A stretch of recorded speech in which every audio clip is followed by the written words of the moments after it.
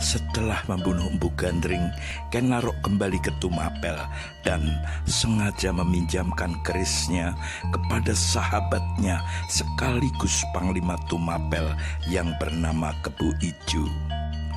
Di malam berikutnya, Ken Narok mengambil keris itu dari Kebu Ijo dan menyusup ke kamar Tunggul Ametung lalu membunuhnya.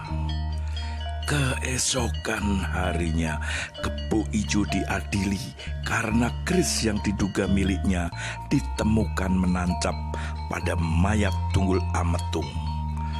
Kebu Ijo kemudian dieksekusi mati dengan menggunakan keris Empu Gandring. Setelah Tunggul Ametung meninggal, Ken Narok menyatakan dirinya sebagai Aku Baru Tumapel dan menikahi Ken Dedes. Saat dinikahi Ken Narok, Ken Dedes tengah mengandung anak Tunggul Ametung yang setelah lahir diberi nama Anusapati. Sementara itu, Ken Narok sebelumnya sudah pernah menikah dengan perempuan yang bernama Ken Umang. Dalam riwayat dijelaskan bahwa Resi Lohgawe yang merupakan guru Ken Arok pernah meramalkan siapapun yang bisa menjadikan Ken Dedes sebagai istri, maka segala keinginan akan tercapai dengan mudah. Setelah menjadi penguasa Tumapel, Ken Narok kemudian mendirikan kerajaan Singosari pada tahun 1222 dan menobatkan dirinya sebagai raja pertamanya. Ketika Anusapati dewasa, ia mengetahui bahwa Ken Narok yang membunuh ayah kandungnya Tunggul Ametung. Anusapati kemudian mengutus Ki Pengalasan untuk membunuh Ken Narok dengan keris Empu Gandring. Rencana tersebut berhasil dilaksanakan. Untuk menghilangkan jejak, Anusapati kemudian membunuh Ki Pengalasan dengan keris Empu Gandring.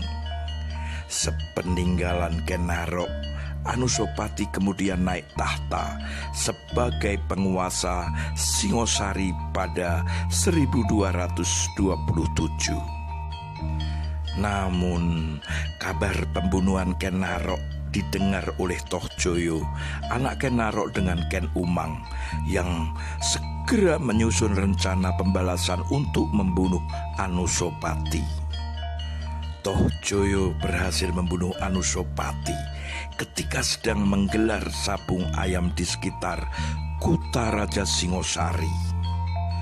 Setelah itu, Tohjoyo mengambil alih kekuasaan kerajaan Singosari pada 1248. Namun, pada akhirnya Tohjoyo juga dibunuh dengan keris Empu Gandring oleh Ranggawuni, putra dari Anusapati.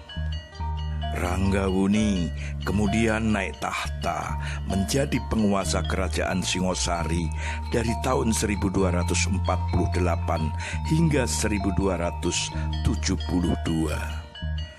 Dalam kitab Pararaton maupun Negara Kertagama, Ranggawuni juga dikenal sebagai Wisnuwardana.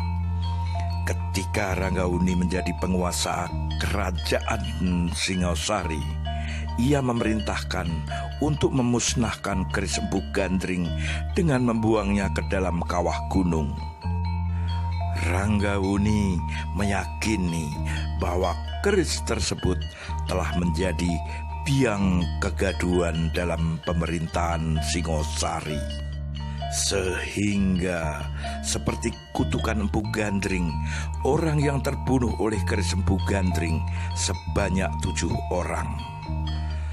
Korban keris Empu Gandring itu diantaranya Empu Gandring, Tunggul Ametung, Kebu Ijo, Ken Narok, Ki Pengalasan, Anusapati, dan Tohjoyo.